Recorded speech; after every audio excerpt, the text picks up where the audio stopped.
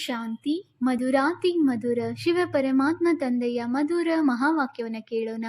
ಇಂದಿನ ಮುರಳಿಯ ದಿನಾಂಕವಾಗಿದೆ 2/9/2025. ಪ್ರಾತಃ ಮುರಳಿ ಬಾಪ್ದಾದ ಮಧುಬನ್.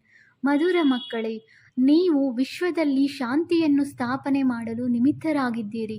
ಆದ್ದರಿಂದ ನೀವೆಂದೂ ಅಶಾಂತರಾಗಬಾರದು. ಇಂದಿನ ಪ್ರಶ್ನೆಯಾಗಿದೆ, ತಂದೆಯು ಯಾವ ಮಕ್ಕಳನ್ನು ಆಜ್ಞಾಕಾರಿಗಳೆಂದು ಹೇಳುತ್ತಾರೆ? ಉತ್ತರ: ತಂದೆಯ ಮುಖ್ಯ ಆದೇಶವಾಗಿದೆ, ಮಕ್ಕಳೇ, ಅಮೃತ ವೇಳೆ ಎದ್ದು ತಂದೆಯನ್ನು ನೆನಪು ಮಾಡಿ. ಯಾರು ಈ ಮುಖ್ಯ ಆದೇಶವನ್ನು ಪಾಲನೆ ಮಾಡುತ್ತಾರೆ, ಬೆಳಗ್ಗೆ ಸ್ನಾನ ಇತ್ಯಾದಿಗಳನ್ನು ಮುಗಿಸಿ ಫ್ರೆಶ್ ಆಗಿ ಸಮಯಕ್ಕೆ ಸರಿಯಾಗಿ ನೆನಪಿನ ಯಾತ್ರೆಯಲ್ಲಿರುವರೋ ಅಂಥವರಿಗೆ ತಂದೆಯು ಸುಪುತ್ರರು ಅಥವಾ ಆಜ್ಞಾಕಾರಿಗಳೆಂದು ಹೇಳುತ್ತಾರೆ. ಅವರೇ ಹೋಗಿ ರಾಜರಾಗುತ್ತಾರೆ. ಕುಪುತ್ರರು ಕಸಗುಡಿಸುವವರಾಗುತ್ತಾರೆ. ಓಂ ಶಾಂತಿ. ಇದರ ಅರ್ಥವನ್ನಂತೂ ಮಕ್ಕಳಿಗೆ ತಿಳಿಸಿದ್ದೇನೆ. ಓಂ ಎಂದರೆ ನಾನು ಆತ್ಮನಾಗಿದ್ದೇನೆ, ನಾವು ಜೀವಾತ್ಮರಾಗಿದ್ದೇವೆ ಮತ್ತು ಎಲ್ಲ ಆತ್ಮಗಳ ತಂದೆಯು ಒಬ್ಬರೇ ಆಗಿದ್ದಾರೆ ಎಂಬ ಮಾತನ್ನು ಎಲ್ಲರೂ ಹೇಳುತ್ತಾರೆ. ಶರೀರಗಳಿಗೆ ಬೇರೆ ಬೇರೆ ತಂದೆಯರಿರುತ್ತಾರೆ. ಇದು ಸಹ ಮಕ್ಕಳ ಬುದ್ಧಿಯಲ್ಲಿದೆ. ಲೌಕಿಕ ತಂದೆಯಿಂದ ಮಿತವಾದ, ಪಾರಲೌಕಿಕ ತಂದೆಯಿಂದ ಅಪರಿಮಿತ ಆಸ್ತಿಯು ಸಿಗುತ್ತದೆ. ವಿಶ್ವದಲ್ಲಿ ಶಾಂತಿ ಸ್ಥಾಪನೆಯಾಗಬೇಕೆಂದು ಮನುಷ್ಯರು ಈ ಸಮಯದಲ್ಲಿ ಬಯಸುತ್ತಾರೆ. ಒಂದು ವೇಳೆ ಚಿತ್ರಗಳಲ್ಲಿ ತಿಳಿಸುವುದಾದರೆ, ಶಾಂತಿಗಾಗಿ ಕಲಿಯುಗದ ಅಂತ್ಯ ಸತ್ಯಯುಗದ ಆದಿಯ ಸಂಗಮದಲ್ಲಿ ಕರೆದುಕೊಂಡು ಬರಬೇಕು. ಈ ಸತ್ಯಯುಗವು ಹೊಸ ಪ್ರಪಂಚವಾಗಿದೆ. ಅದರಲ್ಲಿ ಒಂದು ಧರ್ಮವಿದ್ದಾಗ ಸುಖ, ಶಾಂತಿ, ಪವಿತ್ರತೆ ಇರುತ್ತದೆ. ಅದಕ್ಕೆ ಸ್ವರ್ಗವೆಂದು ಹೇಳಲಾಗುತ್ತದೆ. ಇದನ್ನಂತೂ ಎಲ್ಲರೂ ಒಪ್ಪುತ್ತಾರೆ. ಹೊಸ ಪ್ರಪಂಚದಲ್ಲಿ ಸುಖವಿದೆ, ದುಃಖವಿರಲು ಸಾಧ್ಯವಿಲ್ಲ. ಯಾರಿಗಾದರೂ ಬಹಳ ಸಹಜವಾಗಿ ತಿಳಿಸಬಹುದು. ಶಾಂತಿ ಮತ್ತು ಅಶಾಂತಿಯ ಮಾತು ಇಲ್ಲಿನ ವಿಶ್ವದಲ್ಲಿಯೇ ನಡೆಯುತ್ತದೆ. ಅದಂತೂ ನಿರ್ವಾಣಧಾಮವಾಗಿದೆ. ಅಲ್ಲಿ ಶಾಂತಿ ಅಶಾಂತಿಯ ಪ್ರಶ್ನೆಯೇ ಬರುವುದಿಲ್ಲ. ಮಕ್ಕಳು ಭಾಷಣ ಮಾಡುವಾಗ ಮೊಟ್ಟ ಮೊದಲಿಗೆ ವಿಶ್ವದಲ್ಲಿ ಶಾಂತಿಯ ಮಾತನ್ನು ತೆಗೆದುಕೊಳ್ಳಬೇಕು. ಮನುಷ್ಯರು ಶಾಂತಿಗಾಗಿ ಬಹಳ ಪ್ರಯಾಸ ಮಾಡುತ್ತಾರೆ. ಅವರಿಗೆ ಬಹುಮಾನವೂ ಸಿಗುತ್ತಿರುತ್ತದೆ. ವಾಸ್ತವದಲ್ಲಿ ಇದರಲ್ಲಿ ಬಹಳ ತಲೆ ಕೆಡಿಸಿಕೊಳ್ಳುವ ಮಾತಿಲ್ಲ. ತಂದೆಯು ತಿಳಿಸುತ್ತಾರೆ, ಕೇವಲ ತಮ್ಮ ಸ್ವಧರ್ಮದಲ್ಲಿ ಸ್ಥಿತರಾಗಿ, ಆಗ ವಿಕರ್ಮಗಳು ವಿನಾಶವಾಗುತ್ತವೆ. ಸ್ವಧರ್ಮದಲ್ಲಿ ಸ್ಥಿತರಾದರೆ ಶಾಂತಿ ಸ್ಥಾಪನೆಯಾಗಿ ಬಿಡುವುದು. ನೀವು ಸದಾ ಶಾಂತಿ ಸಾಗರ ತಂದೆಯ ಮಕ್ಕಳಾಗಿದ್ದೀರಿ. ಅವರಿಂದ ಈ ಆಸ್ತಿಯೂ ಸಿಗುತ್ತದೆ. ಅದಕ್ಕೆ ಮೋಕ್ಷವೆಂದು ಹೇಳುವುದಿಲ್ಲ. ಮೋಕ್ಷವು ಭಗವಂತನಿಗೂ ಸಹ ಸಿಗಲು ಸಾಧ್ಯವಿಲ್ಲ. ಭಗವಂತನು ಸಹ ಪಾತ್ರದಲ್ಲಿ ಅವಶ್ಯವಾಗಿ ಬರಬೇಕಾಗಿದೆ. ತಂದೆಯು ತಿಳಿಸುತ್ತಾರೆ, ಕಲ್ಪವು ಕಲ್ಪದ ಸಂಗಮ ಯುಗದಲ್ಲಿ ನಾನು ಬರುತ್ತೇನೆ. ಹೀಗೆ ಭಗವಂತನಿಗೂ ಮೋಕ್ಷವಿಲ್ಲ ಅಂದ ಮೇಲೆ ಮನುಷ್ಯರು ಹೇಗೆ ಮೋಕ್ಷವನ್ನು ಪಡೆಯಲು ಸಾಧ್ಯ? ಇವು ಇಡೀ ದಿನ ವಿಚಾರ ಸಾಗರ ಮಂಥನ ಮಾಡುವ ಮಾತುಗಳಾಗಿವೆ. ತಂದೆಯು ನೀವು ಮಕ್ಕಳಿಗೆ ತಿಳಿಸುತ್ತಾರೆ, ನೀವು ಮಕ್ಕಳಿಗೆ ತಿಳಿಸಿಕೊಡುವ ಬಹಳ ಅಭ್ಯಾಸವಿದೆ. ನೀವೆಲ್ಲ ಬ್ರಾಹ್ಮಣರೇ ತಿಳಿದುಕೊಳ್ಳುತ್ತೀರಿ. ನೀವೇ ವಿಚಾರ ಸಾಗರ ಮಂಥನ ಮಾಡಬೇಕಾಗಿದೆ. ನೀವು ಮಕ್ಕಳು ಸೇವೆಯಲ್ಲಿದ್ದೀರಿ ಎಂದು ತಂದೆಯು ಹೇಳುತ್ತಾರೆ. ನಿಮಗಂತೂ ಬಹಳ ತಿಳಿಸಿಕೊಡಬೇಕಾಗುತ್ತದೆ. ದಿನ ರಾತ್ರಿ ಮಕ್ಕಳು ಸರ್ವೀಸ್ನಲ್ಲಿರುತ್ತಾರೆ. ಮ್ಯೂಸಿಯಂನಲ್ಲಿ ಇಡೀ ದಿನ ಬರುತ್ತಲೇ ಇರುತ್ತಾರೆ. ರಾತ್ರಿಗೆ ರಾತ್ರಿ 10-11 ಗಂಟೆಯವರೆಗೂ ಸಹ ಕೆಲವೊಂದೆಡೆ ಬರುತ್ತಾರೆ. ಇನ್ನು ಕೆಲವೊಂದು ಕಡೆ ಬೆಳಗ್ಗೆ 4 ಗಂಟೆಯಿಂದಲೂ ಸೇವೆ ಮಾಡಲು ತೊಡಗುತ್ತಾರೆ. ಇಲ್ಲಂತೂ ಇದು ಮನೆಯಾಗಿದೆ. ಯಾವಾಗ ಬೇಕೋ ಆಗ ಕುಳಿತುಕೊಳ್ಳಬಹುದು. ಹೊರಗಿನ ಸೇವಾ ಕೇಂದ್ರಗಳಲ್ಲಿ ದೂರದಿಂದ ಬರುತ್ತಾರೆ. ಆದ್ದರಿಂದ ಸಮಯವನ್ನು ನಿಗದಿಪಡಿಸಲಾಗುತ್ತದೆ.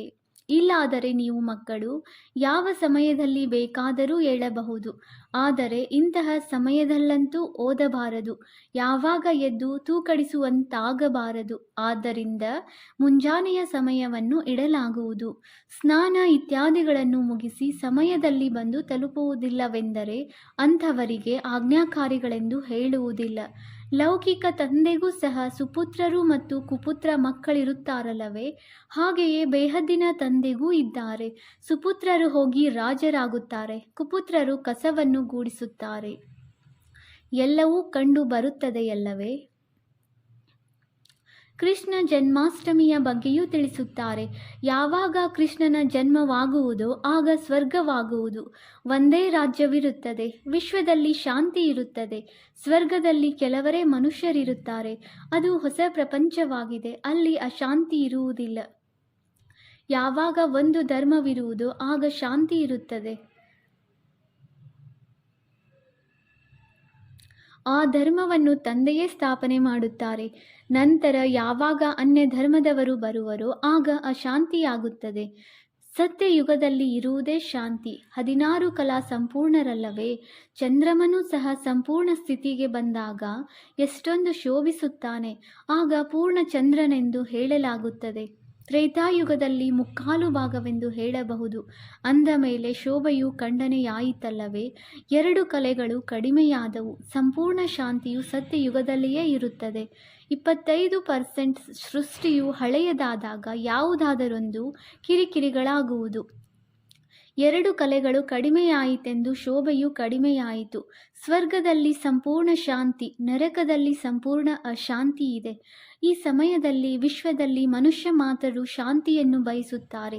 ಇದಕ್ಕಿಂತಲೂ ಮೊದಲು ಶಾಂತಿ ಬೇಕು ಎನ್ನುವ ಮಾತಿರಲಿಲ್ಲ. ಇದು ಈಗಲೇ ಇದೆ, ಏಕೆಂದರೆ ಈಗ ವಿಶ್ವದಲ್ಲಿ ಅದು ಪುನಃ ಸ್ಥಾಪನೆಯಾಗುತ್ತಿದೆ. ವಿಶ್ವದಲ್ಲಿ ಶಾಂತಿ ಇರಬೇಕೆಂದು ಆತ್ಮವು ಬಯಸುತ್ತದೆ. ಮನುಷ್ಯರಂತೂ ದೇಹಾಭಿಮಾನದಲ್ಲಿರುವ ಕಾರಣ ವಿಶ್ವ ಶಾಂತಿ ಬೇಕು ಎಂದು ಕೇವಲ ಹೇಳುತ್ತಿರುತ್ತಾರೆ. ಈಗ 84 ಜನ್ಮಗಳು ಪೂರ್ಣವಾಯಿತು. ಈ ತಂದೆಯೇ ಬಂದು ತಿಳಿಸಿಕೊಡುತ್ತಿರುತ್ತಾರೆ. ತಂದೆಯನ್ನೇ ನೆನಪು ಮಾಡುತ್ತೇವೆ. ಅವರೆಂದಾದರೂ ಯಾವುದೋ ರೂಪದಲ್ಲಿ ಬಂದು ಸ್ವರ್ಗ ಸ್ಥಾಪನೆ ಮಾಡುತ್ತಾರೆ. ಅವರ ಹೆಸರೇ ಆಗಿದೆ ಸ್ವರ್ಗದ ರಚಯಿತ. ಅವರು ಹೇಗೆ ರಚಿಸುತ್ತಾರೆ ಎಂದು ಮನುಷ್ಯರಿಗೆ ತಿಳಿದಿಲ್ಲ. ಶ್ರೀಕೃಷ್ಣನಂತೂ ರಚಿಸಲು ಸಾಧ್ಯವಿಲ್ಲ. ಕೃಷ್ಣನಿಗೆ ದೇವತೆ ಎಂದು ಹೇಳಲಾಗುವುದು. ಮನುಷ್ಯರು ದೇವತೆಗಳಿಗೆ ನಮಸ್ಕಾರ ಮಾಡುತ್ತಾರೆ. ಅವರಲ್ಲಿ ದೈವಿ ಗುಣಗಳಿರುವ ಕಾರಣ ಅವರಿಗೆ ದೇವತೆಗಳೆಂದು ಹೇಳಲಾಗುತ್ತದೆ. ಯಾರಾದರೂ ಒಳ್ಳೆಯ ಗುಣಗಳನ್ನು ಹೊಂದಿದ್ದರೆ ಇವರು ದೇವತೆಯಂತೆ ಎಂದು ಹೇಳುತ್ತಾರಲ್ಲವೇ? ಹೊಡೆದಾಟ ಜಗಳವಾಡುವವರಿಗೆ ಅಸುರರೆಂದು ಹೇಳುತ್ತಾರೆ. ಮಕ್ಕಳಿಗೆ ತಿಳಿದಿದೆ, ನಾವು ಬೇಹದ್ದಿನ ತಂದೆಯ ಸನ್ಮುಖದಲ್ಲಿ ಕುಳಿತಿದ್ದೇವೆ. ಅಂದ ಮೇಲೆ ಮಕ್ಕಳ ಚಲನೆಯು ಇಷ್ಟು ಚೆನ್ನಾಗಿರಬೇಕು. ಅಜ್ಞಾನ ಕಾಲದಲ್ಲಿ ಈ ಬ್ರಹ್ಮ ತಂದೆಯು ನೋಡಿದ್ದಾರೆ. 6-7 ಕುಟುಂಬಗಳು ಒಟ್ಟಿಗೆ ಇರುತ್ತವೆ. ಪರಸ್ಪರ ಕ್ಷೀರಖಂಡವಾಗಿ ನಡೆಯುತ್ತಾರೆ. ಇನ್ನೂ ಕೆಲವು ಮನೆಗಳಲ್ಲಂತೂ ಕೇವಲ ಇಬ್ಬರಿದ್ದರೂ ಸಹ ಬಹಳ ಜಗಳವಾಡುತ್ತಿರುತ್ತಾರೆ. ನೀವು ಈಶ್ವರಿಯ ಸಂತಾನರಾಗಿದ್ದೀರಿ. ಬಹಳ ಬಹಳ ಪ್ರೀತಿಯಿಂದ ಇರಬೇಕಾಗಿದೆ. ಸತ್ಯಯುಗದಲ್ಲಿ ಕ್ಷೀರಖಂಡವಾಗಿರುತ್ತಾರೆ. ಇಲ್ಲಿ ನೀವು ಆ ರೀತಿ ಮಧುರರಾಗುವುದನ್ನು ಕಲಿಯುತ್ತೀರಿ. ಅಂದಾಗ ಬಹಳ ಪ್ರೀತಿಯಿಂದಿರಬೇಕು. ತಂದೆಯು ತಿಳಿಸುತ್ತಾರೆ, ತನ್ನನ್ನು ಪರಿಶೀಲನೆ ಮಾಡಿಕೊಳ್ಳಿ. ನಾವು ಯಾವುದೇ ವಿಕರ್ಮವನ್ನಂತೂ ಮಾಡಲಿಲ್ಲವೇ? ಯಾರಿಗೂ ದುಃಖವನ್ನು ಕೊಡಲಿಲ್ಲವೇ? ಹೀಗೆ ಕೆಲವರು ತಮ್ಮನ್ನು ತಾವೇ ನೋಡಿಕೊಳ್ಳುವುದಿಲ್ಲ. ಇವು ಬಹಳ ತಿಳಿದುಕೊಳ್ಳುವ ಮಾತುಗಳಾಗಿವೆ. ನೀವು ಮಕ್ಕಳು ವಿಶ್ವದಲ್ಲಿ ಶಾಂತಿ ಸ್ಥಾಪನೆ ಮಾಡುವವರಾಗಿದ್ದೀರಿ. ಒಂದು ವೇಳೆ ಮನೆಯಲ್ಲಿಯೇ ಅಶಾಂತಿ ಮಾಡುವಂತಿದ್ದರೆ ಹೇಗೆ ಶಾಂತಿ ಸ್ಥಾಪನೆ ಮಾಡುವಿರಿ? ಲೌಕಿಕ ತಂದೆಗೆ ಮಕ್ಕಳು ತೊಂದರೆ ಕೊಡುತ್ತಾರೆಂದರೆ ಇವರು ಹೆಸರು ಕೆಡಿಸುವವರೆಂದು ಹೇಳುತ್ತಾರೆ. ಯಾವುದಾದರೂ ಚಟವಾಗಿ ಬಿಟ್ಟರೆ ಅದು ಪಕ್ಕಾ ಆಗಿಬಿಡುತ್ತದೆ. ನಾವಂತೂ ಬೇಹದ್ದಿನ ತಂದೆಯ ಮಕ್ಕಳಾಗಿದ್ದೇವೆ. ನಮಗೆ ವಿಶ್ವದಲ್ಲಿ ಶಾಂತಿ ಸ್ಥಾಪನೆ ಮಾಡಬೇಕಾಗಿದೆ ಎಂಬ ತಿಳುವಳಿಕೆ ಇರುವುದಿಲ್ಲ. ಶಿವತಂದೆಯ ಮಕ್ಕಳಾಗಿದ್ದೀರಿ. ಒಂದು ವೇಳೆ ಅಶಾಂತರಾಗುತ್ತೀರೆಂದರೆ ಶಿವತಂದೆಯ ಬಳಿ ಬನ್ನಿ. ಅವರಂತೂ ವಜ್ರವಾಗಿದ್ದಾರೆ. ಹೀಗೆ ಮಾಡಿದರೆ ನಿಮ್ಮ ಮನಸ್ಸಿಗೆ ಶಾಂತಿ ಸಿಗುವುದೆಂದು ಕೂಡಲೇ ತಿಳಿಸಿಬಿಡುತ್ತಾರೆ. ಶಾಂತಿಯ ಪ್ರಬಂಧ ಮಾಡುತ್ತಾರೆ. ಹೀಗೆ ಅನೇಕರಿದ್ದಾರೆ. ದೈವಿ ಮನೆತನದ ಚಲನೆ ಇಲ್ಲ. ನೀವೀಗ ಪಾವನ ಪ್ರಪಂಚದಲ್ಲಿ ಹೋಗಲು ತಯಾರಾಗುತ್ತೀರಿ. ಇದು ಕೊಳಕು ಪ್ರಪಂಚ, ವೇಶ್ಯಾಲಯವಾಗಿದೆ. ಇದರೊಂದಿಗೆ ತಿರಸ್ಕಾರವೂ ಬರುತ್ತದೆ. ಹೊಸ ಪ್ರಪಂಚದಲ್ಲಿಯೇ ವಿಶ್ವದಲ್ಲಿ ಶಾಂತಿ ಇರುವುದು. ಸಂಗಮದಲ್ಲಿರಲು ಸಾಧ್ಯವಿಲ್ಲ. ಇಲ್ಲಿ ಶಾಂತರಾಗುವ ಪುರುಷಾರ್ಥ ಮಾಡುತ್ತೀರಿ. ಪೂರ್ಣ ಪುರುಷಾರ್ಥ ಮಾಡಲಿಲ್ಲವೆಂದರೆ ಶಿಕ್ಷೆಯನ್ನು ಅನುಭವಿಸಬೇಕಾಗುವುದು. ನನ್ನ ಜೊತೆ ಧರ್ಮರಾಜನೂ ಇದ್ದಾರಲ್ಲವೇ? ಯಾವಾಗ ಲೆಕ್ಕಾಚಾರಗಳು ಮುಗಿಯುವ ಸಮಯವು ಬರುವುದೋ ಆಗ ಬಹಳ ಶಿಕ್ಷೆಯನ್ನು ತಿನ್ನುವಿರಿ. ಅವಶ್ಯವಾಗಿ ಕರ್ಮಭೋಗವಿರುತ್ತದೆ. ರೋಗಿಗಳಾಗುತ್ತಾರೆ. ಅದೂ ಸಹ ಕರ್ಮಭೋಗವಲ್ಲವೇ? ತಂದೆಗಿಂತಲೂ ಮೇಲೆ ಯಾರೂ ಇಲ್ಲ. ಮಕ್ಕಳೇ, ಪವಿತ್ರರಾಗಿ ಆಗ ಶ್ರೇಷ್ಠ ಪದವಿಯನ್ನು ಪಡೆಯುತ್ತೀರೆಂದು ತಂದೆಯು ತಿಳಿಸುತ್ತಾರೆ. ಇಲ್ಲವೆಂದರೆ ಯಾವುದೇ ಲಾಭವಿಲ್ಲ. ಭಗವಂತ ತಂದೆ ಯಾರನ್ನು ಅರ್ಧಕಲ್ಪ ನೆನಪು ಮಾಡಿದರೋ ಅವರಿಂದ ಆಸ್ತಿಯನ್ನು ಪಡೆಯದಿದ್ದರೆ ಮಕ್ಕಳಾಗಿಯೂ ಏನು ಪ್ರಯೋಜನ? ಆದರೆ ಡ್ರಾಮಾ ಅನುಸಾರ ಇದು ಅವಶ್ಯವಾಗಿ ಆಗಬೇಕಾಗಿದೆ ಅಂದಾಗ ತಿಳಿಸಿಕೊಡಲು ಬಹಳಷ್ಟು ಯುಕ್ತಿಗಳಿವೆ. ವಿಶ್ವ ಶಾಂತಿಯು ಸತ್ಯ ಯುಗದಲ್ಲಿತ್ತು. ಅಲ್ಲಿ ಈ ಲಕ್ಷ್ಮೀನಾರಾಯಣರ ರಾಜ್ಯವಿತ್ತು. ಯುದ್ಧವು ಖಂಡಿತ ಆಗುವುದು, ಏಕೆಂದರೆ ಅಶಾಂತಿ ಇದೆಯಲ್ಲವೇ. ಕೃಷ್ಣನು ಮತ್ತೆ ಸತ್ಯಯುಗದಲ್ಲಿ ಬರುವನು. ಕಲಿಯುಗದಲ್ಲಿ ದೇವತೆಗಳ ನೆರಳು ಸಹ ಬೀಳಲು ಸಾಧ್ಯವಿಲ್ಲವೆಂದು ಹೇಳುತ್ತಾರೆ. ಈ ಮಾತುಗಳನ್ನು ನೀವು ಮಕ್ಕಳು ಈಗಲೇ ಕೇಳುತ್ತಿದ್ದೀರಿ. ನಿಮಗೆ ತಿಳಿದಿದೆ. ಶಿವತಂದೆಯು ಓದಿಸುತ್ತಾರೆ. ಧಾರಣೆ ಮಾಡಬೇಕಾಗಿದೆ. ಇಡೀ ಆಯಸ್ಸೇ ಹಿಡಿಸುತ್ತದೆ. ಜೀವನವಿಡೀ ತಿಳಿಸಿದೆವು, ಆದರೆ ತಿಳಿದುಕೊಳ್ಳಲಿಲ್ಲವೆಂದು ಹೇಳುತ್ತಾರಲ್ಲವೇ. ಬೇಹದ್ದಿನ ತಂದೆಯು ತಿಳಿಸುತ್ತಾರೆ, ಮೊದಲನೆಯದಾಗಿ ಮುಖ್ಯ ಮಾತನ್ನು ತಿಳಿಸಿ. ಜ್ಞಾನವೇ ಬೇರೆ, ಭಕ್ತಿಯೇ ಬೇರೆಯಾಗಿದೆ. ಅರ್ಧಕಲ್ಪ ದಿನ, ಅರ್ಧಕಲ್ಪ ರಾತ್ರಿಯಾಗಿದೆ. ಶಾಸ್ತ್ರಗಳಲ್ಲಿ ಕಲ್ಪದ ಆಯಸ್ಸನ್ನು ತಪ್ಪಾಗಿ ಬರೆದಿದ್ದಾರೆ. ಅಂದ ಮೇಲೆ ಅರ್ಧ ಭಾಗವಿರಲು ಸಾಧ್ಯವಿಲ್ಲ. ನಿಮ್ಮಲ್ಲಿ ಯಾರಾದರೂ ಯಾವುದೇ ಶಾಸ್ತ್ರ ಇತ್ಯಾದಿಗಳನ್ನು ಓದಲಿಲ್ಲವೆಂದರೆ ಬಹಳ ಒಳ್ಳೆಯದು. ಓದಿದ್ದರೆ ಸಂಶಯ ಬರುತ್ತದೆ, ಪ್ರಶ್ನೆಗಳನ್ನು ಕೇಳುತ್ತಿರುತ್ತಾರೆ.